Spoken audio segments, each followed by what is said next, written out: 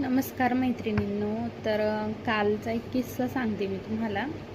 तर एक लेडीज आली होती माझ्याकडं, साडी घेऊन आली होती ती. तर तिच्या मुलीसाठी तिला साडी शिवायची होती, बेबी साडी. 3 ते 4 वर्षाची आहे तिची मुलगी. तर मग सगळं डन झालं, साडी कशी शिवायची, काय शिवायची. तर मी म्हटलं 200 रुपये शिलाई घेईल मी. तर नाही म्हणे, 100 रुपये शिलाई शिवून द्या. काय लागतं म्हणे त्याला, थोडं तर आहे म्हणे, एवढं तर ब्लाऊज पण एवढं शिवायचं आहे. मग मी तिला म्हटलं बाई, ब्लाऊज पण तेवढंच शिवायचं आहे, छोटं शिवायचं आहे, मान्य मला. पण मोठं ब्लाऊज शिवायला तेवढाच टाईम लागतो, छोटं ब्लाऊज शिवायला तेवढाच टाईम लागतो. 19-20 10-15 मिनटं कमी जादा होऊ शकतात फक्त, याच्या व्यतिरिक्त काहीच नाही. म्हटलं त्याला अस्तर लागेल, लेस लागेल ब्लाऊजला.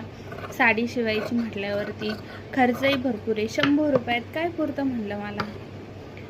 बरोबर आहे की नाही? तुमच्यासोबत पण होतं का असं? कमेंट करून सांगा मग मला.